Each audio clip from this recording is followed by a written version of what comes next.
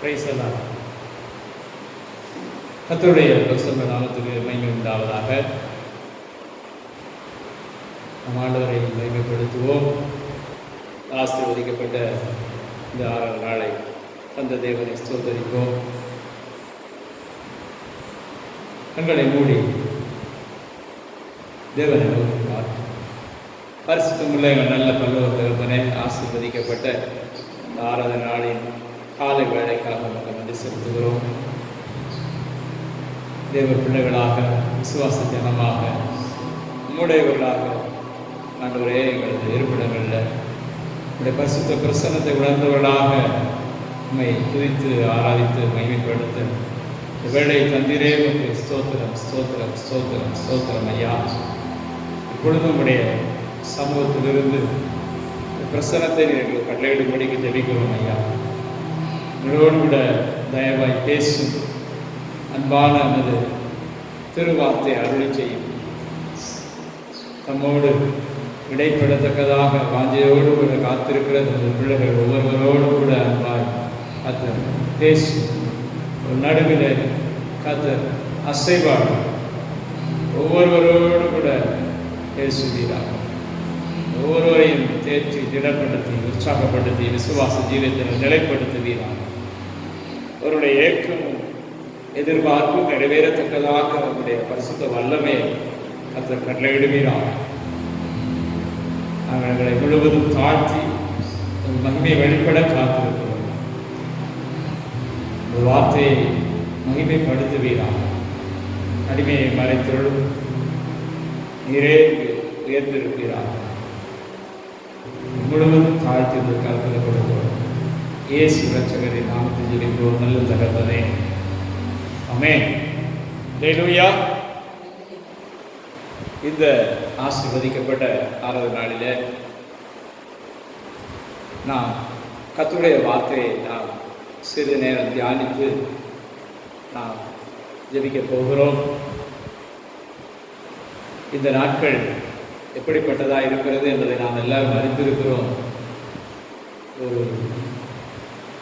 நாம் நம்முடைய சந்ததியிலே, நம்முடைய தலைமுறையிலே இதுவரையிலும் காணாத ஒரு நிர்பந்தமான ஒரு காலகட்டம்.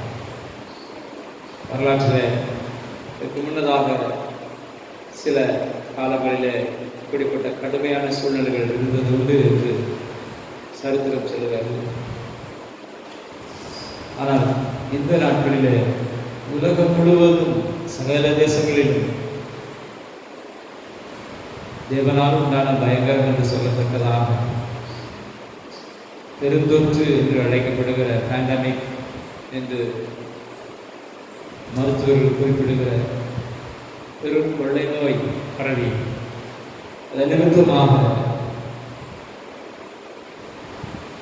உலக தேசங்கள் எல்லாம் ஊரடங்கிற்குள்ளாக அடைக்கப்பட்டிருக்கிற ஒரு நிலையை நாம் பார்க்கிறோம்.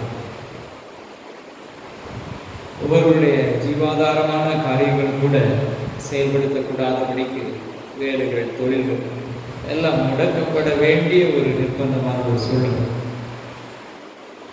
நாம் கண்டு அனுபவித்து அதன் மத்தியில் வாழ்ந்து கொண்டிருக்கிறோம். நெருக்கடியான காலகட்டம். அநேகர் நம்பிக்கை இழந்து போயிருக்கிறார்கள். பிளிங்க் ஃபியூச்சர் என்று சொல்வார்களே, எதிர்காலம் இருண்டதாய் தோன்றுகிற ஒரு சூழ்நிலை. இனி எப்படி இருக்க போகிறதோ சொல்கிறார்கள். இந்த கொள்ளை நோயோடு வாழ மனிதர்கள் பழகிக்கொள்ள வேண்டும் என்று சொல்லி தேச தலைவர்கள், பெரிய மருத்துவ அறிஞர்கள், உலக சுகாதார அமைப்பு என்று சொல்லக்கூடிய வேர்ல்ட் ஹெல்த் ஆர்கனைசேஷன் இவர்களில் மிக முக்கிய பொறுப்பில் இருக்கிறவர்கள் கூட அப்படி அவர்கள் அறிக்கைகளை கொடுக்கிறதை பார்க்கும் பொழுது அநேகருடைய இருதயம் சோர்ந்து போகிற ஒரு நேரம், ஒரு காலகட்டம். சந்ததி எப்படி இருக்க போகிறதோ, இனி எப்படித்தான் இந்த உலகத்தில் ஜீவிக்க போகிறோமோ, இடைய வேலை தொழில் ஒன்றுமில்லாமல் போனதே, நசித்து போன நலிவடைந்து போன என்னை தூக்கி நிறுத்துவது யார்? பொருளாதாரம் எப்படி நிமிர்ந்து நிற்க போகிறது. இதெல்லாம் கலக்கமும் சோர்வும் திகிலும் மனுக்குலம் முழுவதையுமே பிடித்திருக்கிற ஒரு காலகட்டத்தில் இருக்கிறது. இங்குதான் என்று இல்லை. அது சீன தேசமாக இருக்கட்டும், ஐரோப்பிய நாடுகளாக இருக்கட்டும், அமெரிக்க ஐக்கிய நாடாக இருக்கட்டும், இந்திய தேசமாக இருக்கட்டும், எங்கும் இருக்கிற மனிதர்கள் எல்லார் வாழ்வையும் எதிர்மறையாக பாதித்திருக்கிற ஒரு காரியம் அத்துடைய வருகை சமீபம் என்பதை தேவ பிள்ளைகள் அறிந்திருக்கிறோம். அது பிரத்யட்சமாய் அதில் அதற்கு முன்னதாய் சொல்லப்பட்ட அடையாளங்கள்லாம் நிறைவேறி வருகிறதை நாம் பார்க்கிறோம். உணர்வடைந்து நாம் விழிப்படைந்து தெளிவுள்ளவர்களாக ராஜா வருகிறார், ஆயத்தமாகவும் இயேசு வருகிறார், எதிர்கொண்டு செல்வோம் என்று நாம் கிறிஸ்து ராஜாவுடைய இரண்டாவது வருகைக்கு நாம் ஆயத்தப்பட்டு காத்திருக்க வேண்டிய காலம் இது. இனி காலம் செல்லாது என்று சொல்லப்பட்டதை போல சரித்திரத்தில், உலகத்தின் சரித்திரத்தில் பல சடுதியான மாற்றங்கள் நிகழ்ந்து கொண்டிருக்கிற கடைசி காலத்தில் இருக்கிறோம். அதற்கு மகிமை உண்டாகும். எனவே அநேகருடைய இருந்த உத்திகள், ஒரு சோர்வு, என்ன செய்ய போகிறோம், என் வாழ்க்கை இப்படியே போய்விடுமா, நான் என்ன ஆகப் போகிறேன், குடும்பத்துக்கு என்ன நேரிடப் போகிறது என்றெல்லாம் கலங்கி இருக்கிற இந்த நாட்களில் கர்த்தரை நாம் நம்பிக்கையாக வைத்திருப்போம் என்று சொன்னால் நாம் பாக்கியவான்களாய் இருக்கிறோம். அல்லேலூயா. கர்த்தரை தன் நம்பிக்கையாக வைத்திருக்கிற மனுஷன் பாக்கியமா. திருவசனம் சொல்லுகிறது. ஆண்டவரையும் அவருடைய திருவார்த்தையாகிய வேதத்தையும் பற்றி கொண்டிருக்கிற, நம்பி வாழ்கிற நமக்கு நிச்சயமாய் ஒரு பாதுகாப்பு உண்டு, ஒரு அடைக்கலம் உண்டு, ஒரு விடியல் உண்டு, ஒரு தெய்வீக நம்பிக்கை நம் வாழ்வில் காணப்படும். அல்லேலூயா. ஆமென். நம்பிக்கை சோதிக்கப்படுகிறதான சூழ்நிலை இது என்று பார்த்தோம். வேதத்தை நாம் நோக்கி பார்க்கும் பொழுது வேதத்தில் இப்படி நல்ல நம்பிக்கையுடையவர்களாக வாழ்ந்து கொண்டிருந்தவர்களுடைய நம்பிக்கை சிதிலமடைந்து போகத்தக்கதான சூழ்நிலைகள் உண்டானதை, அதை தேவ மனிதர்களாக இருந்த வேதத்தின் நாயகர்கள் அதை அற்புத விதமாய் அவர்கள் சந்தித்ததையும் முடிவில் வாக்கு தத்தத்தின் நன்மையை, ஆசீர்வாதத்தை, வெற்றியை சுதந்திரித்ததை நாம் பார்க்கிறோம். அல்லேலூயா. கால வேளையில கர்த்தருடைய வார்த்தையை நாம் கவனித்து பார்த்து நம்மை நாமே தேற்றிக் கொள்ளவும், திடப்படுத்திக் கொள்ளவும், உற்சாகப்படுத்திக் கொள்ளவும் ஆவியானவர் நம்மை அழைத்திருக்கிறார். அல்லேலூயா. ஆண்டவருக்கே மகிமை உண்டாவதாக. எகிப்திலே என்னுடைய ஜனங்கள் ஆரோட்டிகளின் நிமித்தமாக இடுகிற கூர்களின் சத்தமின் செடியில் வந்து எட்டிற்று என்று சொல்லி அவர்களை நான் விடுவிக்கப் போகிறேன். பார்வோனுடைய ஆதிக்கத்திலிருந்து 430 வருஷம் அடிமைப்பட்டு கிடந்த என் ஜனங்களை விடுவித்து அவர்களுக்கு நான் வாக்குத்தத்தம் பண்ணியிருந்த பூமியாகிய பாலும் தேனும் ஓடுகிற தேசமாகிய கானானை கொடுப்பேன். அவர்களை அங்கே கொண்டு போய் சேர்ந்து குடியமர பண்ணுவேன் என்று தேவாதி தேவன் அவரது ஜனங்களுக்கு வாக்குத்தத்தம் செய்து அவர்களை பார்வோனுடைய கரத்திலிருந்து ஓங்கிய உயர்த்தையும் பலத்த கரத்தையும் வெளிப்படுத்தி நடத்தி வருகிறதை நாம் பார்க்கிறோம். 5 ஆகமங்களில் காணப்படுகிற வரலாறு அதிசயவிதமாய் நடத்தி வந்த தேவன். அல்லேலூயா. வாக்குத்தத்த பூமியை நோக்கி ஜனங்கள் போய்கொண்டிருக்கிறார்கள். ஆனால் பல குறுக்கீடுகளை சந்திக்கிறார்கள். அவருடைய மனச்சோர்வுகளின் நிமித்தமாகவும், அவருடைய ஆசா பாசங்கள் இச்சைகளின் நிமித்தமாகவும், அவருடைய வணங்கா கழுத்து என்று சொல்லப்படுகிற கீழ்ப்படியாமை நிமித்தமாகவும் அவர்கள் தேவனுடைய சத்தத்துக்கு செவிவிடாமல் அதிகமாக விலகி போகிறதையும் அதனால தண்டிக்கப்படுகிறதையும் பார்க்கிறோம். ஒரு காலகட்டம் வந்தது. என்னாகும் புத்தகத்தில் வாசிக்கிறோம். அவர்கள் கானானுக்கு மிக சமீபமாயிருந்தார்கள். காரான் வனாந்தரத்தில் அவருடைய அந்த பாளையம் இறங்கியிருந்த நிலையில மலையை தாண்டி அப்புறம் சென்றால் அங்கே கானானுக்குள்ள பிரவேசிப்பதான ஒரு சூழ்நிலை இருக்கிறது. தேவாதி தேவன் அங்கே நமது ஜனங்களுக்கு வாக்குத்தத்தம் பண்ணியிருந்த பூமி எப்படி இருக்கிறது என்று காணும்படிக்கு, அதை அவர்கள் அறிந்து கொள்ளும்படிக்கு கோத்திரத்துக்கு ஒருவராக 12 பேரை தேர்ந்தெடுத்து அவர்களை அந்த தேசத்தை போய் ஒற்றறிந்து வரும்படி வேவி பார்க்கும்படிக்கு அங்கே அனுப்பும்படி மோசையிடத்தில் அவர் சொன்னது நிமித்தமாக அங்கே கோத்திரத்துக்கு ஒருவராக 12 பேர் தேர்ந்தெடுக்கப்பட்டு அவர்கள் அனுப்பப்படுகிறார்கள். ஆர்வமாய் ஆவலாய் வாஞ்சையாய் உள்ளே கடந்து போனார்கள். அவர்கள் போய் சுதந்திரிக்க போகிற தேசம், தேவன் அவர்களுக்கு வாக்கு பண்ணியிருந்த மூதாதையர்களாகிய ஆபிரகாமின் சந்ததிக்கு வாக்கு பண்ணியிருந்த பூமி, அதை அவர்கள் பெற்றுக்கொள்ள போகிறார்கள். அநேக காலம் அடிமைத்தனத்துக்கு பிற்பாடு தேவன் அதிசய விதமாய் விடுதலை கொடுத்து அவர்களை அங்கே அழைத்து வந்திருக்கிறார். இன்னும் சில நாட்களில் அதற்குள்ளாக பிரவேசித்து அதை அவர்கள் ஆண்டு கொள்ள போகிறார்கள். அது இந்த இடத்துல அவர்கள் சுதந்திர வீதமாய் தங்களுக்கு பங்கு வைத்துக் கொண்டு அங்கே அவர் குடியமர போகிறார்கள். ஆனால் அங்கே அவர்கள் கண்ட காரியம் எப்படிப்பட்டதாக இருந்தது? அது எதிர்மறையான சூழ்நிலையாக இருந்தது. அவருடைய நம்பிக்கைக்கு, அவருடைய வாஞ்சைக்கு, அவர்களுக்கு கொடுக்கப்பட்ட வாக்குத்தத்தம் நிறைவேறக்கூடாதபடியான சூழ்நிலைகள் அங்கே நிலவி வந்ததை அவர்கள் கண்டார்கள். என்னாகும் புத்தகத்தில் 13 அதிகாரத்தில் நாம் பார்க்கிறபடி அங்கே அவர் ராட்சத பிறவியான அங்கே கானானியரை கண்டார்கள். அப்படிப்பட்ட மனுஷர்கள் அங்கே இருக்கிறத அவர்கள் பார்த்தார்கள் என்று வேதம் சொல்லுகிறது. அது ஒரு கற்பனை அல்ல. ஆதியாகம புத்தகத்தில் நாம் வாசிக்கிறபடி அந்நாட்களிலே பூமியிலே ராட்சதர்கள் இருந்தார்கள் என்று வேதம் தெளிவாக சொல்லுகிறது. அப்படி ராட்சத ஜாதியினர் குடியிருக்கிற ஒரு இடத்துக்காக தெய்வம் நம்மை போக சொல்லுகிறார். இந்த இடத்துக்காக நம்மை அழைத்து வந்து விட்டார். அவர் முன்பாக நாம் வாக்கு பிடிப்பது எப்படி?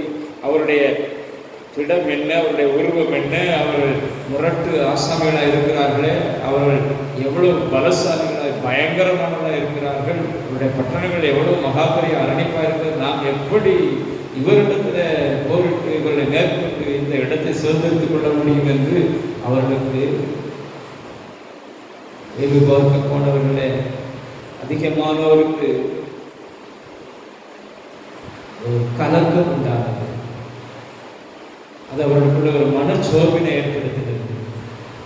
அதன் விளைவாக அவர்கள் அங்கே துர்ச்செய்தியை பரப்பினார்கள். அவர்கள் அங்கே எதிர்மறையான அறிக்கையை செய்தார்கள்.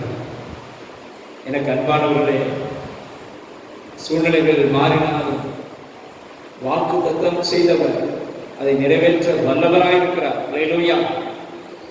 இதை குறித்ததான ஒரு விசுவாசம் நமக்குள்ளாக இந்த நாளிலே வர வேண்டும். எதிரடையான சூழ்நிலைகளை நாம் பார்த்து வருகிறோம். ஸ்தோத்திரம்.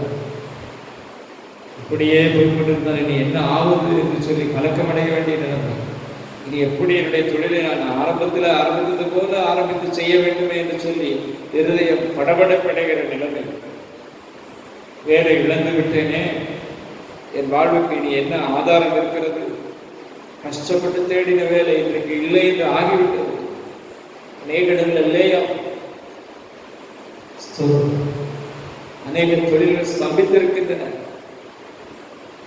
பெரும் மூலதனம் கொடுத்தாலும் அவைகளை திரும்ப முதலிலிருந்து ஆரம்பிப்பது போலதான் ஆரம்பிக்க வேண்டும். இப்படிப்பட்ட சூழ்நிலை என்னுடைய தொழில் என்னவாகும்?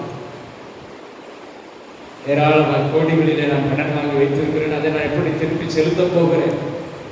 இன்றைக்கு நான் முந்தைய நிலைமையை நான் அடைய போகிறேன் அல்லது ஒரு மேன்மையை நான் பெறுவேனா மாட்டேனா? பிழைக்கத்தான் முடியுமா என்று சொல்லி ஜனங்கள் கலங்கி இருக்கிற நேரத்தில் கர்த்தருடைய வார்த்தைக்கு நேராக திரும்புவோம் என்றார். தேவ மனிதர்கள் எப்படியெல்லாம் நன்மையை சோதரித்தார்கள், நன்மையை வாக்கு தத்தத்தின் பலனை அடையக்கூடாதபடிக்கு தடுக்கிற காரியங்கள் என்ன, இவைகளை நாம் மேற்கொள்வது எப்படி என்பதை நாம் அறிந்து தெளிவு பெற முடியும். அல்லேலூயா. கர்த்தருக்கே மகிமை உண்டாவதாக. ஸ்தோத்திரம். வாக்கு தத்துவத்தை தேவன் நமது ஜனங்களுக்கு தந்திருக்கிறார். நாம் நன்மையை அடைய வேண்டும் என்பது நம்முடைய பரலோகத்தினுடைய பிரியமுள்ள சித்தமாக இருக்கிறது. அல்லேலூயா. ரோமர் 12 இப்படி நாம் வாசிக்கிறோம். தேவனுடைய நன்மையும் பிரியமும் பரிபூர்ணமுமான சித்தம் இன்னதென்று அறிந்து கொள்ளுங்கள். கர்த்தருக்கு ஸ்தோத்திரம். அல்லேலூயா. ஆமென். தேவன் நம்மை நன்மையை காண, நேர்மையானவர்களாக வாழ, தேவன் நம்மை ஆசீர்வதிக்க, தேவன் நம்மை உயர்த்தி வைக்க, எல்லா கிருபைகளையும் தந்து நம்மை சாட்சியாய் வைக்க நம்மை அழைத்திருக்கிறார், தெரிந்தெடுத்திருக்கிறார். பிரியமானவர்களே, அல்லேலூயா. நாம் ஒருபோதும் மறக்கக்கூடாது. இதுக்கு எதிரடையாக உலகத்தில் நம்முடைய வாழ்விலே பல காரியங்கள் குறிப்பிடலாம், சூழல்கள் மாறலாம், எல்லாம் தலைகளாய் போனது போல சொல்லலாம். ஆனால் நாம் ஒன்றை மறந்து போகக்கூடாது, நம்முடைய தேவன் உண்மை உள்ளவர். அல்லேலூயா. ஆமென். விசுவாச தைரியத்தால் நிரப்பும்படிக்கு இந்த நாளில நம்மை பரிசுத்த ஆவியானவர் உற்சாகப்படுத்துகிறார். அல்லேலூயா. ஸ்தோத்திரம். என்னாவது புத்தகத்தில் பார்க்கிறோம், அந்த பகுதியை நாம் எடுத்துக்கொள்வோம். வாக்கு தத்தத்தின் பலனை நாம் அடையாமல் போய்விடக்கூடாது. பிரியமானவர்களே, ஜாக்கிரதையாக நம்ம அந்த பகுதியை பார்ப்போம் என்று சொன்னால் அங்கே சில காரியங்கள் நமக்கு தட்டுப்படுகிறது. என்ன புத்தகம் 13வது அதிகாரத்தில் இங்கே என்ன இருக்கிறது, அந்த தேசம் எப்படிப்பட்டதாக இருக்கிறது என்று சொல்லி பார்க்கும்படிக்கு அவர்கள் அந்த 12 பேரும் போய் அவர்கள் தேசத்தின் பல பகுதிகளில் சென்று வேர்வு பார்த்து, அங்கே எஸ்கோல் பள்ளத்தாக்கிலிருந்து ஒரு நல்ல ஒரு திராட்சை குலை, ஒரே திராட்சை குலையுடைய ஒரு செடியிலிருந்து திராட்சை குலையை எடுத்துக்கொண்டு அதை 2 பேர் சுமந்து கொண்டு வருகிறார்கள். அவ்வளவு செழிப்பானதாக இருக்கிறது. கர்த்தருக்கு ஸ்தோத்திரம். அல்லேலூயா. தேவன் சொல்லுவார் என்று சொன்னால் அது நிச்சயமானது ஒன்றாக இருக்கும், சத்தியமானதாக இருக்கும்.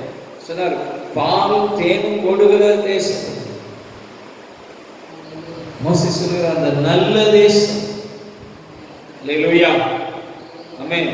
பெயர்பட்ட கானானுக்கு அவர்கள் வந்திருக்கிறார்கள். அங்கு செழிப்பு, திரட்சி எல்லாத்தையும் அவர் பார்க்கிறார்கள். அதன் பலனை, அந்த தேசத்துடைய விளைச்சல் எப்படி இருக்கிறது என்பதை இஸ்ரவேலருக்கு மோசே காண்பிக்க வேண்டும் என்பதற்காக அவர்கள் அந்த திராட்சை கொலை 2 பேர் சேர்ந்து தூக்கி கொண்டு வருகிறார்கள். கர்த்தருக்கு மகிமை உண்டாவதாக. அவ்வளவு வளமான தேசம். ஆனால் அல்லேலூயா. ஆமென். அங்கே ஜனங்கள் இருக்கிறார்கள். எப்படிப்பட்டவர்கள் அவர்கள்? 13:28 ஆனாலும் அந்த தேசத்தில் குடியிருக்கிற ஜனங்கள் பலவான்கள், பட்டணங்கள் அரணிப்பானவைகளும் மிகவும் பெரியவர்களுமாய் இருக்கிறது. அங்கே ஏனாக்கின் குமாரரை கண்டோம். நன்மை அங்கே இருக்கிறது, செழிப்பு அங்கே இருக்கிறது, ஆசீர்வாதம் அங்கே இருக்கிறது. ஆனால் அதை நாம் அடைந்துவிடக்கூடாதபடிக்கு சில காரியங்களும் இருக்கிறது என்று சொல்லி 12 பேரில் 10 பேர் அங்கே சொல்லுகிறார்கள். அங்கே ராட்சத வம்சமாக இருந்த ஏனாக்கின் குமாரரை நாங்கள் கண்டோம். அவருடைய பட்டணங்கள் எப்படிப்பட்டதாக இருக்கிற, ஜனங்கள் பலவான்களாக இருப்பது மட்டுமல்ல, பட்டணங்கள் அரணிப்பானவைகள். அரணிப்பானவைகள் 45 பலமுள்ள நகரங்களாக, பட்டணங்களாக இருக்கிறது. ஈட்டி அம்பு எய்து ஒரு நாள் நாம் அதை தகர்த்து கொள்ள முடியாது. ஜனங்கள் பலவான்கள், ஒரு ராட்சதர்கள், நாம் போருக்கு மேற்கொண்டு விட முடியாது. என்ன சொல்கிறார்கள் பார்ப்போம். பாருங்கள் 32-33 நாங்கள் போய் சுற்றி பார்த்து வந்த இந்த தேசம் தன் குடிகளை பட்சிக்கிற தேசம். நாங்கள் அது கண்ட ஜனங்கள் எல்லாரும் மிகவும் பெரிய ஆட்கள், மிகவும் பெரிய ஆட்கள், வெறும் பெரிய ஆட்கள். They were very big people. They were massive in structure. The towns were well fortified. That country destroyed the people. அர்த்தம் என்ன? அங்கே செல்வர்கள் பச்சிக்கப்பட்டு போவார், அழிந்து போகும். காரணம் என்ன? அங்கே ராட்சத பிறவியான ஏனாக்கின் குமாரராகிய ராட்சதரையும் கண்டோம். நாங்கள் எங்கள் பார்வைக்கு வெட்டுக்கிளிகளைப் போல இருந்தோம். அவர்கள் பார்வைக்கும் அப்படியே இருக்கும் என்று சொல்லி இப்படி இஸ்ரவேல் புத்திரருக்குள்ளே தாங்கள் சுற்றி பார்த்து வந்த தேசத்தை குறித்து துர்ச்செய்தி பரம்ப செய்தார்கள். 10 பேருடைய அறிக்கை. அவர்களும் அந்த தேசத்தை சுதந்திரிக்க விரும்பினவர்களா? அவர்களும் அதற்காகத்தான் பயணித்து எகிப்திலிருந்து கானானுக்கு வந்திருக்கிறார். ஆனால் இப்பொழுது அவர்கள் பார்த்த காரியம் அவர்களுக்கு திகிலையும் கலக்கத்தையும் ஏற்படுத்துகிறது. அங்கே நன்மை ஒருவருக்கும் இருந்தாலும் அதை அடையக்கூடாதபடிக்கு எதிர்மறையான சூழ்நிலைகள் காணப்படுகிறது என்று சொல்லி கண்டபொழுது அவருடைய இதயம் துவண்டு போனது மாத்திரமல்ல, அவருடைய விசுவாசம் கரைந்து போனது. அவருடைய நாவிலே துர்ச்செய்தி பிறந்தது. பிறரையும் அவர்கள் விசுவாசத்தில் கரைய பண்ணினார்கள். ஆமென். கவனித்து பார்க்க வேண்டும் பிரியமானவர்களே. நாம் சில நேரங்களில் வாழ்க்கையில எதிர்மறையான போராட்டமான தீமை வருகிறதற்கதான ஒரு சூழ்நிலை வரும் பொழுது நாம் எப்படிப்பட்டவர்களாக இருக்கிறோம்?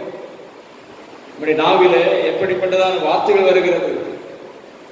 நாம் கலங்கி திகைத்து சோர்ந்து மனமடிவாகி போகிறோமா? இனி எனக்கு ஒன்றும் வாய்ப்பதில்லை, இனி நான் பிழைக்க முடியாது, இனி என் காரியமெல்லாம் அவ்வளவுதான் என்று சொல்லி துர்ச்செய்தியை, தீமையான அறிக்கையை நாம் எடுக்கிறதா இருக்கிறோமா? அதன் நிமித்தமாக என்ன நடக்கிறது? அவர்கள் சோர்ந்து கொண்டது மாத்திரமல்ல, சகல இஸ்ரவேல் ஜனங்களையும், தேவனுடைய ஜனங்களை அவர்கள் சோர்வடைய பண்ணினார்கள், கலக்கமடைய பண்ணினார்கள், இருதயம் இழைத்து போகும்படிக்கு செய்தார்கள் என்று சொல்லி பார்க்கிறோம். நீதிமொழிகள் 18 நாம் வாசித்திருக்கிறோம். கடந்த வாரம் நாம் அந்த வசனத்தை நாம் சற்று தியானிக்கிறோம். மரணம் ஜீவனம் நாவின் அதிகாரத்தில் இருக்கிறது, அதில் விரும்புகிறவர்கள் அதன் கனியை புசிப்பார்கள் என்று சொல்லி திருவார்த்தை சொல்ல கர்த்தருக்கு ஸ்தோத்திரம். அல்லேலூயா. தேவ பிள்ளையா இருக்கிற நாம் ஆண்டவரை விசுவாசித்து கர்த்தர் நமக்கு தரப்போகிற நன்மைகளை அடையும்படிக்கு வாழ்க்கை பயணத்தை நடத்தி கொண்டிருக்கிற நாம் போராட்டமான ஒரு சூழ்நிலையை பார்க்கும் பொழுது, ஆபத்தான பிரச்சனையான எதிர்மறையான காரியங்கள் நமக்கு முன்பாக வந்து நிற்கும் பொழுது நாம் கலக்கம் அடையக்கூடாது. ஆனால் கலங்கி போகத்தக்கதாகத்தான் சூழ்நிலை இருக்கிறது இந்த இடத்துல. ஆமாம், என்னுடைய வாழ்க்கையில் அப்படித்தான் இருக்கிறது என்று சொல்லி அநேகர் ஆமோதிக்கிறத நான் பார்க்கிறேன். எனக்கும் அப்படித்தான் பிரதர், நானும் இதை செய்து முன்னேறி விடலாம் என்று சொல்லி நான் பகிரங்க பிரயத்தனம் பண்ணி கொண்டிருந்தேன். ஆனால் பாருங்கள், எல்லாம் கூடி வருகிற நேரத்தில் இப்படி ஒரு காரியம் நிகழ்ந்துள்ளது. இனி எப்படி நான் லாபம் அடைய முடியும், எப்படி நான் மேன்மை அடைய முடியும் என்று சொல்லி கேள்வியோடு நீங்கள் இருக்க. அல்லேலூயா.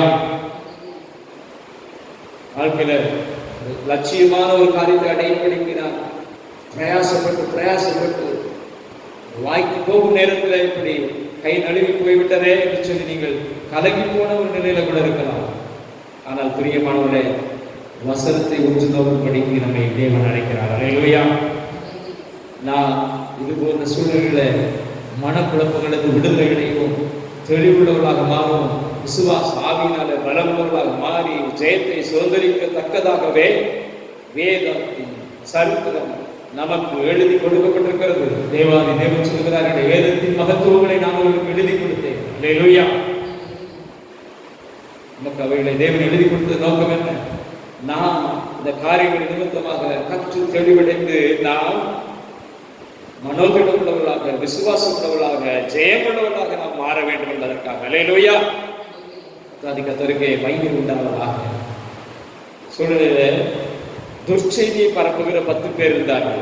ஆனால் அவர்களோடு கூட சென்ற 2 வேறு மனிதர்கள் இருந்தார்கள். பாருங்கள், அவர்கள் என்ன சொன்னார்கள், அல்லது அதில் ஒருவர் என்ன சொன்னார்? 13ஆம் அதிகாரத்தில் நாம் வாசிக்கிறோம். 30வது வசனத்தில் நாம் வாசிக்கலாம். அப்பொழுது காலையில்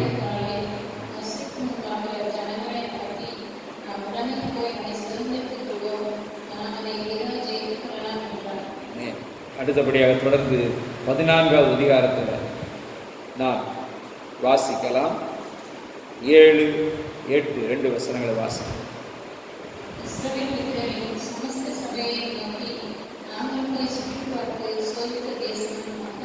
மகா நல்ல தேசம்,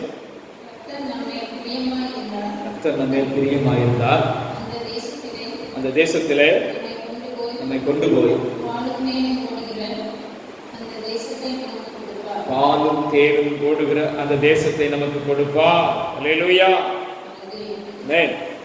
அதே போல 9வது வசனத்திலே பின்பகுதியிலே நாம் வாசிக்கிறோம், அவர்களை காத்த நிழல் அவர்களை விட்டு விலகி போயிற்று, கர்த்தர் நம்மோடு இருக்கிறார், அவர்களுக்கு பயப்பட வேண்டியதில்லை என்றார்கள்.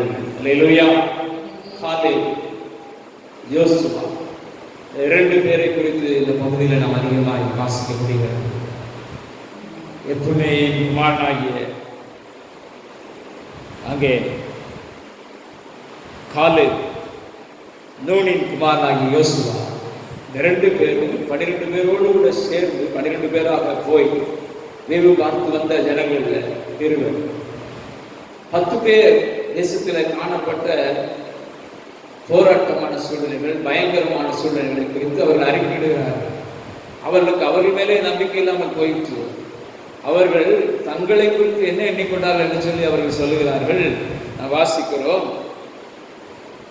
நாங்கள் எங்கள் பார்வைக்கு வெட்டுக்கிளிகளை போல இருந்தோம், நாங்கள் எங்கள் பார்வைக்கு வெட்டுக்கிளிகளை போல இருந்தோம். அல்லேலூயா. ஆமென். அநேகர் தங்களை குறித்து இப்படி தவறாகவே அறிக்கை செய்கிறார்கள். எனக்கு அதெல்லாம் வராது, எனக்கு மேத்ஸ் வராது, எனக்கு சயின்ஸ் வராது, நான் நிச்சயமா பாஸ் பண்ணவே முடியாது, எனக்கு ஃபெயில் மார்க் தான் கிடைக்கும். தவறான அறிக்கைகள் தங்களை குறித்து. அல்லேலூயா. தேவாதி தேவன் நன்மையை நாம் சுதந்திரிக்க வேண்டும் என்கிற சித்தமுள்ளவராயிருக்கிறார். அல்லேலூயா. ஆனால் அதுக்கு எதிரடையாக நாமே எழுதுகிறோம், நாமே துர்ச்செய்தியை பரப்புகிறோம், நாமே தீமையான அறிக்கைகளை வெளியிடுகிறோம். எனக்கெல்லாம் அப்படியே நடக்காது, கிடைக்காது, நமக்கெல்லாம் யார் சப்போர்ட் பண்ணுவாங்க, எனக்கு யாருமே கிடையாது, எனக்கு இந்த விஷயத்துல ஒரு ஞானம் கிடையாது. இந்த நான் தீமையான அறிக்கைகள் நம்மை குறித்து அல்லது தேவன் நமக்கு வைத்திருக்கிற நன்மையை குறித்து நாம் பேசக்கூடாது. ஆமென். அல்லேலூயா. அதில் விரும்புகிறவர்கள் அதன் கனியை புசிப்பார்கள். எதை விரும்புகிறோம்? மரணமும் ஜீவனும் நாவின் அதிகாரத்தில் இருக்கிறது. அல்லேலூயா. யாருடைய நாவு? தேவனுக்கு பயந்து தேவனுக்கு கீழ்ப்படுத்திருக்கிற தேவ வார்த்தையின்படியே அவருக்கு பிரியமாய் நடக்கிற மனிதனுடைய நாவு. அல்லேலூயா. பாருங்க, இங்கே வசனத்துல அங்கே காலேபும் யோசுவாவும் 14வது அதிகாரம் 8வது வசனத்தை சொல்கிறார்கள், கர்த்தர் நம்மேல் பிரியமாயிருந்தார். அல்லேலூயா.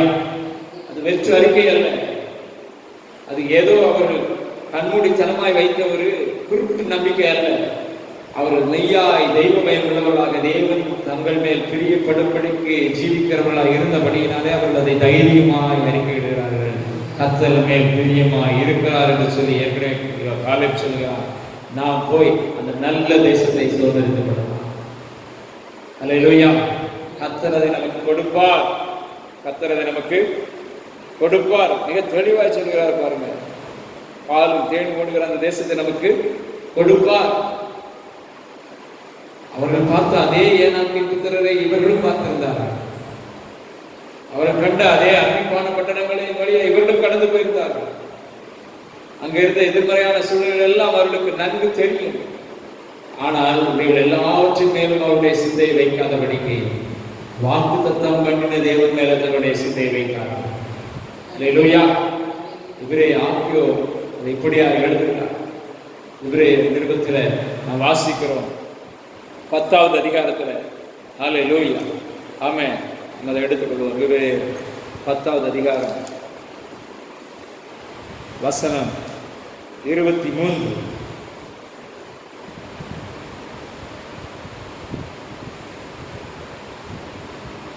சீக்கிரமா வாசனம்.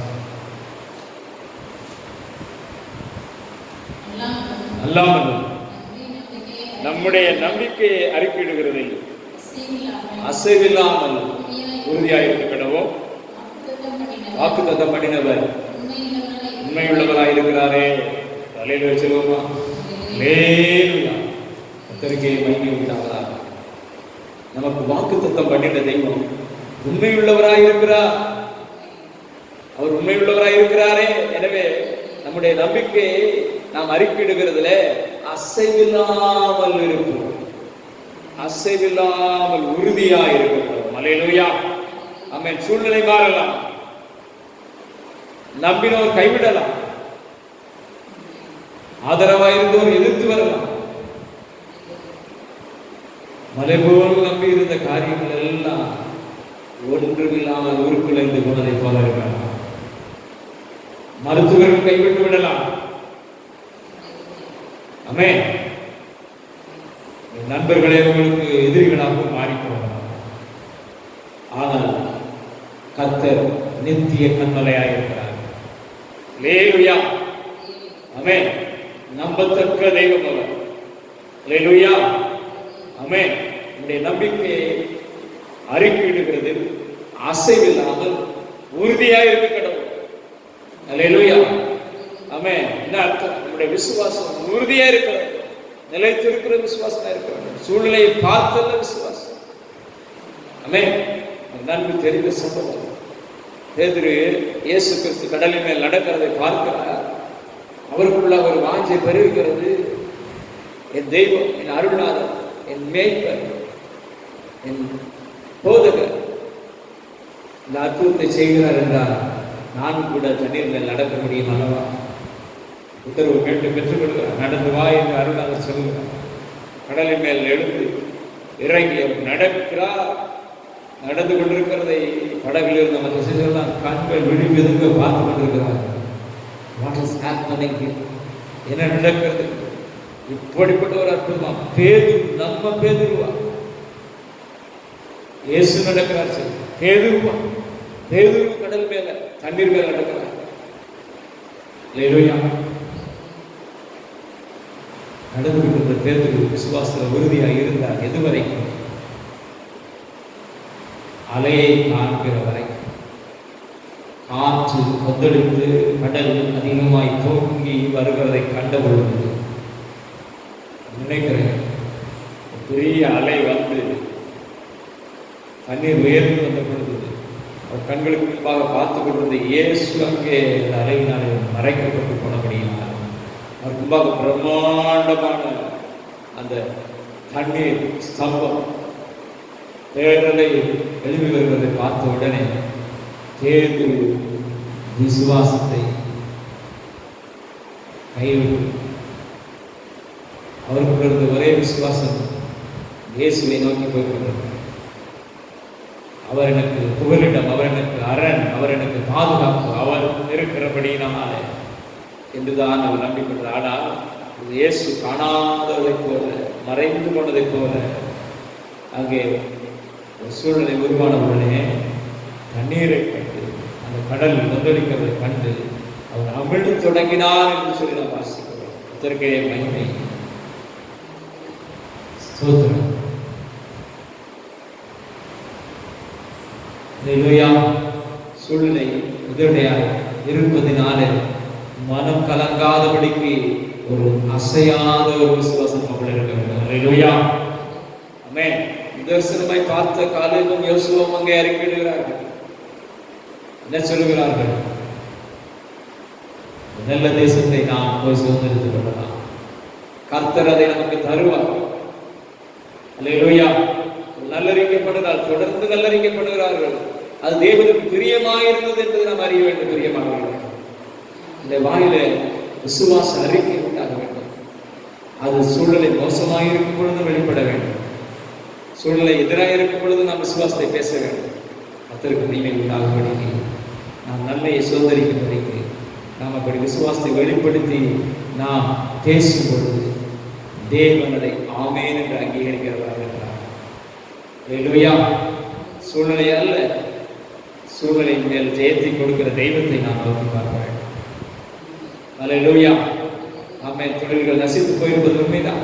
வேலையில்லா திண்டாட்டம் இப்பொழுதை விட பல மடங்காய் அதிகரிக்க போவது உண்மைதான். வியாதியின் பயங்கரம் அதிகரித்துக் கொண்டே இருப்பது, அந்த தீவிரம் பெருகிக் கொண்டே இருப்பதை நாம் அனுதினமும் பார்த்து கேள்விப்பட்டுக் கொண்டிருப்பது உண்மைதான்.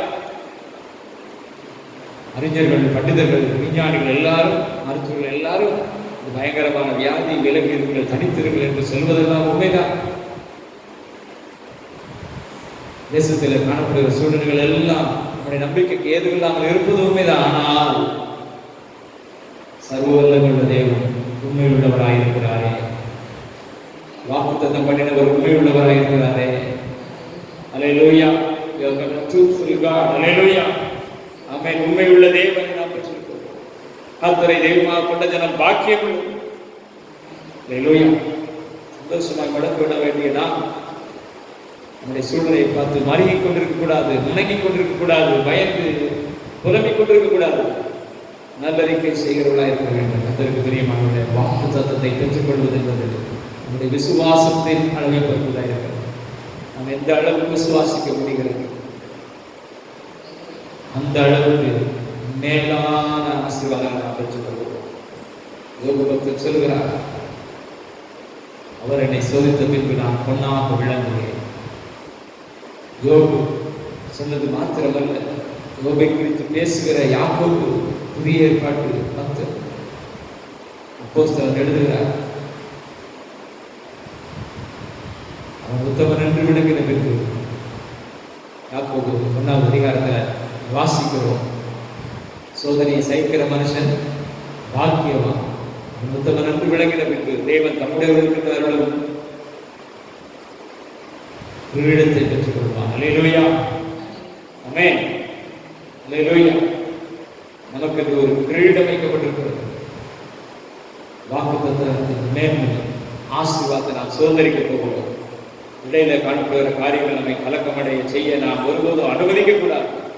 எதிரடையா இருக்கலாம், பயங்கரமா இருக்கலாம், பூதாகரமாய் தோன்றலாம், நம்பிக்கையற்ற ஒரு சூழ்நிலையில ஒரு மூலையில கொண்டு போய் நம்மை விசுவாசம் முடக்கி போட்டுவிட்டது போல தோன்றலாம். ஆனால் நமக்கு தேவாதி தேவன் ஜெயம் கொடுக்கிறவராயிருக்கிறார். வாக்கு தத்தம் பண்ணினவர் உண்மை உள்ளவராய் இருக்கிறாரே. அல்லேலூயா. ஒரு நாள் நம்முடைய விசுவாசம் குறைந்து போது நாம் அனுமதிக்க கூடாது. பிரியமானவர்களே,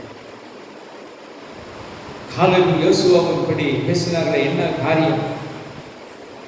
என்ன 16வது அதிகாரத்தில் தேவாதி தேவன் தேவனாய் கர்த்தர் அவர்களை குறித்து அறிக்கையிடுகிறார். வேறே ஆவியுடையவனாய் இருக்கிறபடியினால், வேறே ஆவியுடையவனாய் இருக்கிறபடியினால். அல்லேலூயா. உலகத்தின் ஆவி அல்ல. அல்லேலூயா. வெறும் மனுஷின் ஆவி அல்ல. அல்லேலூயா. அவன் பரிசுத்த ஆவியானவராகிய தெய்வீகம் நமக்குள்ளே வந்து வாசம் பண்ண பொழுது நமது விசுவாசம் உறுதிப்படுத்தப்பட்டதாயிருக்கும், அது ஸ்திரமுள்ளதாயிருக்கும். விசுவாசத்தை ஆவியானவர் கனப்படுத்தி, அதை பலப்படுத்தி, ஸ்திரப்படுத்தி நிலைநிறுத்துகிறவராயிருக்கிறார். அல்லேலூயா. ஆமென். வேறே ஆவியுடையவராய் காலேப் இருந்தார். இந்த இஸ்ரவேல் ஜனங்கள் எல்லாரும் உடன் வந்த 10 மூப்பர்களும் கூட அங்கே அவர்கள்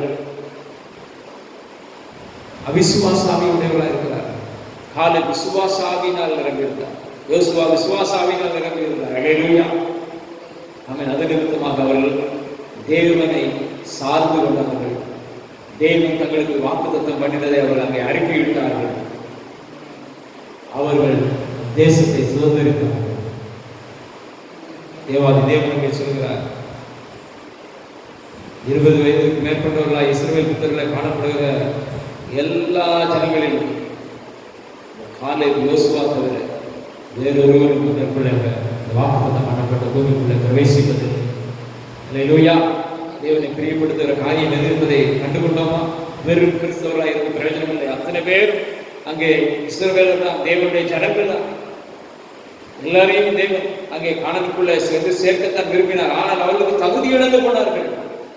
அவர்கள் அவிசுவாசப்பட்டார்கள், தேவனை சந்தேகித்தார்கள், அவர்கள் விரும்புத்தார்கள், கலகம் செய்தார்கள்.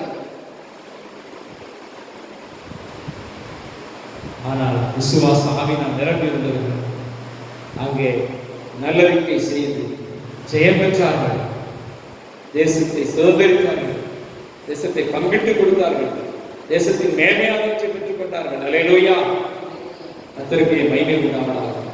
அப்படி விசுவாசத்தை வாக்கு தத்துவத்தை அடையத்தக்கதான விசுவாசத்தை உடையவர்கள் நாம் இருக்கிற பட்சத்தில் வாக்கு தத்தம் தேவன் நம்முடைய வாழ்க்கையில செய்திருக்கிற வாக்கு தத்தம் நம்முடைய வாழ்க்கையில வந்து பலி அல்லேலூயா.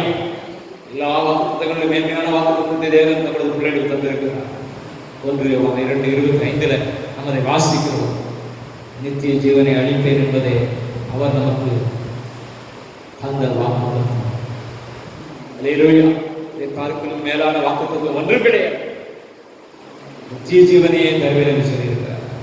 சூழலை எதிரடையாக இருக்கிறதோ, பாவம் சூழ்ந்திருக்கிறது போல தோன்றுகிறதோ, இந்த பாவ உலகில் நான் எப்படி பரிசுத்தமாக என்னை காத்துக் கொள்வது, எப்படி நீதிமான இருந்து, எப்படி நான் பரலோகத்தை சுதந்திரிக்க போகிறேன், நித்திய ஜீவனை நான் எப்படி சுதந்திரிக்க போகிறேன் என்று சொல்லி கலகம் உண்டாகிறதோ, நல்லறிக்கை பண்ணுங்கள். தேவன் மேல் பிரியமாக இருக்கிறார், அவர் எனக்கு உதவி செய்கிறார், அவருடைய கிருபை எனக்கு போதுமானதாக இருக்கிறது. அவருடைய கிருபையினாலே நான் பரிசுத்தத்தை காத்துக் கொள்ளுவேன். அவருடைய தயவினாலே நான் தேவ பிள்ளையாய் நிலைநிற்பேன். அவரை பற்றி விசுவாசத்தினால நீதிமானாகவே இருப்பேன் என்று சொல்லி பேசி செய்து ஜெயத்தை சுதந்திரிப்போம். அல்லேலூயா. ஆமென். சூழ்நிலையில் அல்ல, தேவ பலத்தினால. சங்கீதக்காரன் தாவீது 18வது சங்கீதத்தில் சொல்கிறார், உம்மாலே நான் ஒரு சேனைக்குள் பாய்ந்து செல்வேன், தேவனாலே நான் ஒரு மதிலை தாங்குவேன். அல்லேலூயா. ஆமென். தேவன் நம்மோடு கூட இருக்கிறார். அங்கே அறிக்கையிடுகிறார், கர்த்தர் நம்மோட கூட இருக்கிறார். நாம் எளிதாய் சுதந்திரித்துக் கொள்ளலாம். அல்லேலூயா. ஆமென். சூழ்நிலைக்கு எதிராக இருந்தபடினாலே அவிசுவாசப்பட்டவர்கள் எல்லாம் அழிந்து போனார்கள், அல்லது நன்மையை இழந்து போனார்கள், வாக்கு தத்துவத்தை பெற்றுக்கொள்ள முடியாமல் போனார்கள். ஆனால் சூழ்நிலை எதிராக இருந்த பொழுதும் தேவனை சார்ந்து கொண்டு விசுவாசத்தை அறிக்கையிட்டபடியினாலே நன்மையை பெற்றுக்கொண்டவர்களை குறித்து நாம் பார்த்து கொண்டிருக்கிறோம். நீங்களும் நாங்கள் நன்மையை அடைய விரும்புகிறோமா? அல்லது வாக்கு தத்தமான மேன்மையை இழந்து போகிறோம்?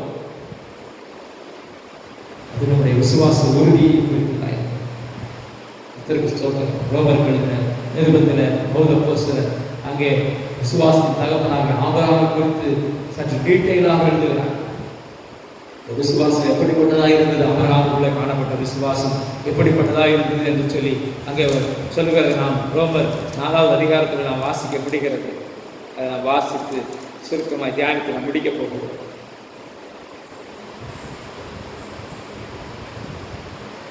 4:18 முதற்கொண்டு நாம் வாசித்து வரும் பொழுது அங்கே 20-21 வசனங்களை பார்ப்பது என்றால் எப்படி சொல்லப்படுகிறது?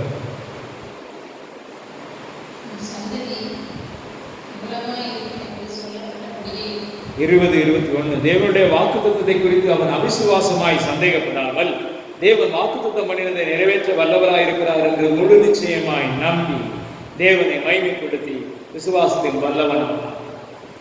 அல்லேலூயா. அங்கே வார்த்தை சொல்கிறது, சூழ்நிலை எல்லாம் எதிரடையாக இருந்தது.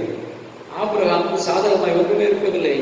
75வது வயதில் ஆண்டவர் ஆபிரகாமை ஆசீர்வதித்து, நான் சந்ததியை ஆசீர்வதிப்பேன், அது வானத்து நட்சத்திரங்களைப் போலும் கடற்கரை மண்ணை போலும் திரளாக இருக்கும் என்று நீ பெரிய ஜாதிக்கு தகப்பனாவாய் என்றெல்லாம் சொல்லி அவனை ஆசீர்வதித்து போய் வாக்கு தத்தம் ஒன்று கொடுக்கப்பட்டு விட்டது. ஆனால் 99வது வயது ஆபிரகாம் அடையும் வரையில் ஒன்றும் நடக்கவில்லை. தேவன் சொன்ன வாக்கு தத்தம் அங்கே நிறைவேறவில்லை. அதனால ஆபிரகாமுக்கு வயது கூடாமல் இருந்ததா? ஆபிரகாமுக்கு வயது ஏறிக்கொண்டே இருந்தது. அவருடைய சரீரம் தளர்ந்து கொண்டே தான் இருந்தது. சாராளுக்கு வயது கூடிக்கொண்டே தான் போனது. அவருடைய சர்மம் அங்கே வலுவிழந்து போனது. வசனத்தில் நான் வாசிக்கிறோம். அங்கே 19வது வசனத்தில் அவன் ஏறக்குறைய 100 வயதுள்ளவனாக இருக்கும் பொழுது தன் சரீரம் செத்து போனதையும் சாராளுடைய கர்ப்பம் செத்து போனதையும் எண்ணாதிருந்தான். ஆமென். அல்லேலூயா. What is practical? What is the practicality? அவருடைய சரீரம் செத்து போயிருந்தது. அது நிதர்சனம். அதை அவன் காண்கிறான், அனுபவிக்கிறான், உணர்கிறான். அது வெளிப்படையாய் தெரிகிறது. அவனுக்கு ஒரு தள்ளாட்டம் வந்திருக்கிறது. சர்மம் தோல் சுருங்கி போய்விட்டது. ஒடுங்கி போயிருக்கிறான். அவனை பார்க்கிறவர்கள்லாம் பெரியவரே என்று அழைக்கிறார்கள், கிழவன் ஆகிவிட்டான் என்று சொல்லுகிறார்கள். அது நிஜத்திலும் நிஜமாக இருந்த காரியம், எந்த சந்தேகம் கிடையாது. Abraham very young at the age of 100. Amen. He was very old. Amen. அவர் மிகவும் வயது சென்றவராய் போய்விட்டார். 75 வயதே அதிகம்தான். இப்பொழுது 99வது வயது இறந்து கொண்டிருக்கிறார். ஆனால் வேதம் சொல்கிறது அவன் விசுவாசத்தில் பலவீனமாயிருக்கவில்லை. அவன் விசுவாசத்தில் பலவீனமாக இருக்கவில்லை. அல்லேலூயா. என்ன செய்தான்? தேவனுடைய வாக்குத்தத்தத்தை குறித்து அவன் அவிசுவாசமாய் சந்தேகப்படாமல் தேவன் வாக்குத்தத்தம் பண்ணினதை நிறைவேற்ற வல்லவராய் இருக்கிறார் என்று முழு நிச்சயமாய் நம்பி தேவனை மகிமைப்படுத்தி விசுவாசத்தில் வல்லவன். அல்லேலூயா. ஆமென். Strengthened in faith more and more.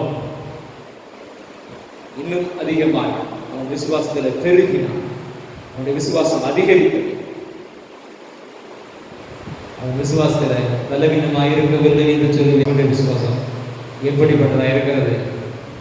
நாம் விசுவாசத்தில் பலவீனமுள்ளவராக இருப்போம் என்று சொன்னால் நாம் வாக்குத்தத்தத்தின் ஆசீர்வாதத்தை பெறக்கூடாமல் இருப்பதற்கு அதுவே காரணம் என்பதை நாம் அறிந்து கொள்ள வேண்டும். தேவன் அதை நமக்கு தர வல்லவராக இருக்கிறார். ஆனால் நம்மால விசுவாசிக்க கூடாமல் போகிறது, முழு நிச்சயமாய் நம்ப முடியாமல் போகிறது. சூழல்களை பார்த்து நாம் சோர்ந்து போய் விடுகிறோம். காலேப், யோசுவா, ஆபிரகாமை போல நம்மாலே விசுவாசிக்க முடியாமல் போகிறது. பிரியமானவர்களே, தேவன் வேறு ஏதாவது ஒரு காரியத்துக்கு அதை சொல்லியிருப்பார் என்று, இது எனக்கு கிடையாது, என்னுடைய சந்ததிக்கு ஒருவேளை நடக்குமா இருக்கும் என்று சொல்லி பேசுகிறோம். இப்படிப்பட்ட சூழ்நிலை எல்லாருக்கும் உள்ளதுதான், நமக்கும் நடக்கும் என்று சொல்லி பேசுகிறோம். Never the case for a believer. அல்லேலூயா. விசுவாசிக்கப்படி இருப்பது. அல்லேலூயா. ஆமென். ஒரு சரீரம் செத்து போயிருந்தது உண்மை, சாராளுடைய கர்ப்பம் செத்து போனது உண்மை. ஆனால் வாக்குத்தத்தம் பண்ணினவர் அதை நிறைவேற்ற வல்லவர் என்று அவன் முழு நிச்சயமாய் நம்பி விசுவாசத்தில் வல்லவன். அல்லேலூயா. நாமும் இப்படி விசுவாசிக்க கூடுமானால்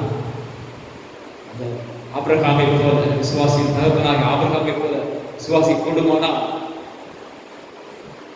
நாமும் தேவனுக்கு பிரியமானவர்களாய் சிநேகிதராய் மாறி சொல்லி முடியாத ஆசீர்வாதங்கள், திரளான சம்பத்து, ஏராளமான சந்ததியை தேவனுக்கு தர சித்தமாயிருக்கிறார். உங்களுக்கு சொன்ன வார்த்தைகள் ஒன்றும் தரையில விட அவர் அனுமதிக்க மாட்டார்.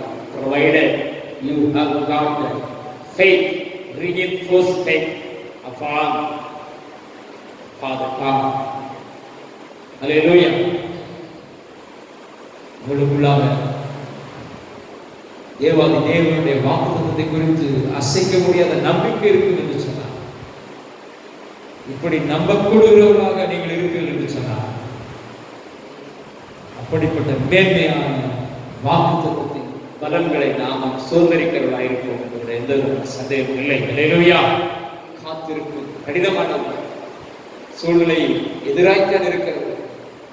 நாம் பலமுள்ளவர்களாகவும் இல்லை, ஆனால் நம்முடைய தேவாதி தேவன் உண்மை உள்ளவராயிருக்கிறார், சொன்னதை செய்து முடிக்கிறவராயிருக்கிறார். அவர் போய் சொல்ல மனுஷன் அல்ல. He is not a man to lie. Hallelujah. Amen. He is an omnipotent God. சர்வவல்லவராகிய தேவாதி தேவன். அவருடைய வார்த்தை எப்படிப்பட்டதாக இருக்கிறது? ஏசாயா புத்தகத்தில் நாம் வாசிக்கிறோம். மாறி உறைந்த மழை வானத்திலிருந்து இறங்கி மீண்டும் அவ்விடத்திற்கு திரும்பாமல் பூமியை நனைத்து அதில் முளை கிளம்ப பண்ணி விதைக்கிறவனுக்கு விதையை புசிக்கிறவனுக்கு ஆகாரத்தை தருகிறது எப்படியோ அப்படியே வாயிலிருந்து புறப்படுகிற என்ற வசனம் இருக்கும். அது வெறுமனே என்னமாய் திரும்பாமல் நான் அனுப்புகிற காரியம் வாய்க்கும்படி செய். Hallelujah. Hallelujah. He is God. Hallelujah. அவர் சர்வவல்லவர் தேவன். அவரால் செய்யக்கூடாத அதிசயமான காரியம் ஒன்று கிடையாது. இப்படிப்பட்டதான விசுவாசம், தேவனை சார்ந்து கொள்கிறதான விசுவாசம் என்னுடைய ஞானம் பராக்கிரம், எனக்கு இருக்கிற சொத்து சம்பத்துக்கள், எனக்கு இருக்கிற செல்வாக்கு, நபர்கள், இவைகளினால நான் இந்த காரியம் நடக்கும் என்று நம்பிக்கொண்டிருப்பேன் சொன்னால் தவிடுபடி ஆகும். ஆமென். தேவனை சார்ந்த விசுவாசம் உங்களுக்கும் எனக்கு இருக்கும் சொன்னால் நாம் ஜெயம் பெற்றவர்களாய் நிலைநிற்போம் என்பதில் எவ்வளவு சந்தேகம். இந்த கால வேளையில் நான் உங்களை அப்படிப்பட்டதான ஒரு விசுவாசம் உள்ளவர்களாகும்படிக்கு உற்சாகப்படுத்த விரும்புகிறேன். அல்லேலூயா. ஆமென். Lean upon God. தேவனை சார்ந்து. ஆமென். Just like David did. தாவீது செய்தது போல கர்த்தரை எனக்கு முன்பாக இப்பொழுது வைத்திருக்கிறேன். அவரின் பலத்துக்கு இருக்கிறபடி நான் அசைக்கப்படுவதில்லை என்று சொன்ன அவருடைய அறிக்கை. நாம் கர்த்தரை நான் நம்பிக்கை வைத்திருக்கிறேன். அதை அவர் எனக்கு வாக்குத்தத்தம் பண்ணியிருக்கிறார். நிச்சயமாய் தருவார் என்று சொல்லி அறிக்கை நல்லறிக்கை செய்வோம். உங்கள் பலத்தை, என் ஞானத்தை நம்பி அல்ல, வெற்று வார்த்தையான அறிக்கைகளும் அல்ல. வெறும் பாசிட்டிவ் திங்கிங் கிடையாது. நீங்க நல்லா புரிந்து கொள்ள வேண்டும். அல்லேலூயா. அங்கே உலகம் சொல்கிறது positive thinking. Hallelujah. Not just positive thinking. Hallelujah. Amen. But dependence upon the holy God. தேவனை முழுவதும் சார்ந்து கொள்கிற வாழ்க்கை, அவரை நம்புகிற ஒரு நம்பிக்கை, விசுவாசம். நம்முடைய விசுவாசமே உலகத்தை ஜெயிக்கிற ஜெயமாக இருக்கிறது. ஆமென். அல்லேலூயா. ஆமென். உலகத்தின் போக்கில பேசிக்கொண்டு தெரியாது இருக்கிறது. பாசிட்டிவ் வேர்ட்ஸ், பாசிட்டிவான சூழ்நிலை மாத்திரம். அல்லேலூயா. We'll be speaking tons of negative words when the situation turns negative. அல்லேலூயா. சூழ்நிலை எதிர்மறையாய் மாறும் பொழுது ஏராளமான எதிர்மறையான காரியங்களை பேசுகிறாய் நாம் மாறிப்போம். நாம் உலகத்தாராய் இருக்கிற பட்சத்தில் ஆனால் தேவனை நம்புகிற ஒரு மனுஷன், தேவனுடைய வல்லமையை அவிசுவாசமாய் சந்தேகப்படாது இருக்கிற ஒரு மனுஷன், ஆபிரகாமை போல, காலேபை போல, யோசுவாவை போல நல்லறிக்கை பண்ணுகிறவராக இருக்கிற மனுஷன், வாக்குத்தத்தம் பண்ணினவர் அதை நிறைவேற்ற வல்லவராக இருக்கிற என்று முழு நிச்சயமாய் நம்புகிற ஒரு மனுஷன், உண்மையுள்ள தேவனுடைய கருத்தில் நன்மையை பெறுவான் என்பது அசைக்க முடியாத சக்தி. அல்லேலூயா. நாளிலே நாம் அப்பேற்பட்ட விசுவாசம் உள்ளவர்களாக மாறுவோம். சூழ்நிலை எப்படிப்பட்டதா இருக்கலாம், பயப்படாதீர்கள். 1000 குரணாக்கள் வந்தாலும் கர்த்தர் உங்களுக்கு வாக்குத்தத்தம் பண்ணினதை அவர் நிச்சயமாய் உங்களுக்கு அருள் செய்வார். அல்லேலூயா. அது உங்களுடைய பாடி ஸ்ட்ரென்த்ல, உங்களுக்குள்ள இருக்கக்கூடிய நோய் எதிர்ப்பு தன்மையினால, அல்லது நீங்கள் ரொம்ப ஞானமாய் நடந்து கொள்வதனால, நீங்க வாயை கட்டிக் கொள்வதனால, நீங்க வீட்டுக்குள்ள ஒழித்துக் கொள்வதனால மாத்திரமல்ல, தேவன் உங்களோடு இருக்கிறபடினால நீங்க அவருக்கு பிரியமாய் நடந்து ஆமென் விசுவாசம் உள்ளவர்களாய் அதை காத்துக் கொண்டவர்களாய் நிலைநிற்கிறபடினால தேவன் வாழ்வை வளமாக்குவார். உங்களுக்கு அவர் முன்குறித்த ஒன்றையும் நீங்கள் பெறாது போவதில்லை. அல்லேலூயா. கலக்கம் உங்கள் இருதயத்தில் இருக்கும் என்று சொன்னால் இன்றைக்கு அதை தூர எறிந்து கொண்டு தேவனை குறித்ததான விசுவாசத்தை அறிக்கை பண்ணி அல்லேலூயா. ஆமென். கர்த்தர் வாக்குத்தத்தம் பண்ணின எல்லாவற்றையும் நீங்கள் சுதந்திரிக்கும்படி உதவி செய்வார். நாம் ஜெபம் செய்வோம்.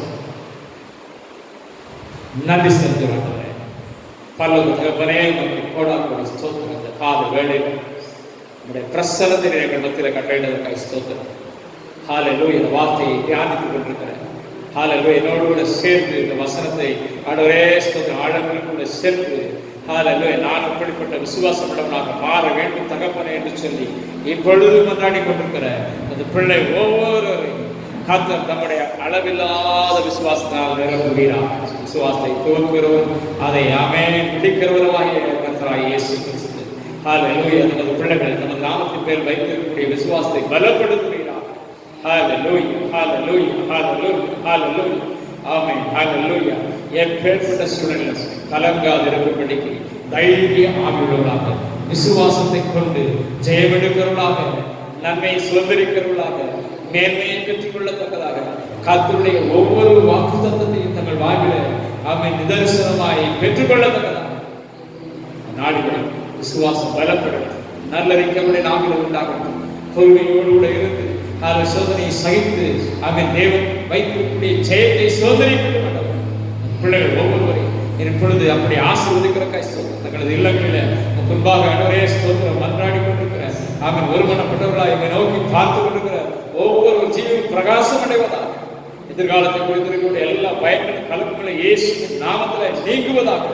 அந்த பிள்ளைகள் ஜெயம் பெறுவார்களாக. நன்மையை சுதந்திரிக்கும்படிக்கு நீர் அவர்களை அழைத்து வந்திருக்கிறீர்கள். காணானுக்குள்ளாக அவன் பிரவேசித்து பலனை சுதந்திரிக்கும் நாட்கள் இவைகள். ஹல்லேலூயா. எதிரடையான காரியங்கள் ஏராளமாக இருக்கலாம். உலகமே எதிராக இருக்கலாம். பொருளாதாரம் முழுவதும் நலிவடைந்து போயிருக்கலாம். கோடிக்கணக்கான வேலையற்று போயிருக்கலாம். எல்லா தொழிலும் நசித்து போயிருக்கலாம். ஆனா தேவனை சார்ந்து கொடுக்கிற ஒரு மனுஷன், தேவ பிள்ளை ஜெயம் பெறுவது 100% சத்தியமான ஒரு காரியம். ஹல்லேலூயா, ஹல்லேலூயா, ஹல்லேலூயா, ஹல்லேலூயா, ஹல்லேலூயா. ஆமென், ஆமென். இன்றைக்கு ஒரு பிள்ளைகள் ஒவ்வொருடைய விசுவாசத்தை கர்த்தரே பலப்படுத்துறதுக்காக ஸ்தோத்திரம். ஹல்லேலூயா. விசுவாச கப்பலில் காணப்படுற எல்லா பழுதலையும் தகப்பன் செப்பனிட்டு ஹல்லேலூயா, ஆமென், ஹல்லேலூயா. ஜெயமாய் அவர்கள் அப்பா ஸ்தோத்திரம் ஜீவிக்க கிருபை கொடுக்கிறதுக்காக ஸ்தோத்திரம். ஒவ்வொருவரையும் ஆசீர்வதி, பேர் பேராய் குடும்பமாய் ஆசீர்வதிப்பீராக. அது தழுவுள்ள கரத்தை நீட்டி ஒவ்வொருவரையும் தொடு மாட்டவர். ஹல்லேலூயா. விசுவாசத்தை வர்த்திக்கப்படும். ஹல்லேலூயா. எல்லா பலத்தாலும் அவர்களை நிரப்பி. ஹல்லேலூயா, ஆமென், ஹல்லேலூயா. அந்த பிள்ளைகள் ஆண்டவரே ஆமென், ஹல்லேலூயா. சரீரத்தில் இருக்கக்கூடிய எல்லா பலவீனங்களும் மறைவதாக, எல்லா சுகவீனங்களும் நீங்குவதாக, அவருடைய இருதய பயங்கள் கலக்கங்கள் நாம் மறைந்து கொள்வதாக இயேசுவின் நாமத்தில் நல்ல அறிக்கை பண்ணுகிறது. பிள்ளைகள் தெய்வீக நன்மைக்கு பாத்திரவான்களாக அந்த பார்வையில பிரியமானவர்களாக இருக்கிறதற்காக ஸ்தோத்திரம். தொடர்ந்து காத்து நடத்தும் அந்த திருநாமம் ஒன்றையே நாம் மையப்படுத்துவோம். அருமை இரட்சகர் இயேசு கிறிஸ்துவின் இணையில்லாத நாமத்தில் ஜெபிக்கிறவர்கள் நல்ல தகப்பனே, ஆமென்.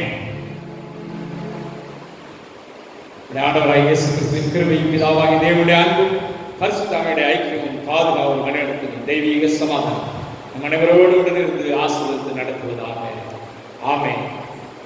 அல்லேலூயா, அல்லேலூயா. அதற்கே மகிமை. பிரைஸ்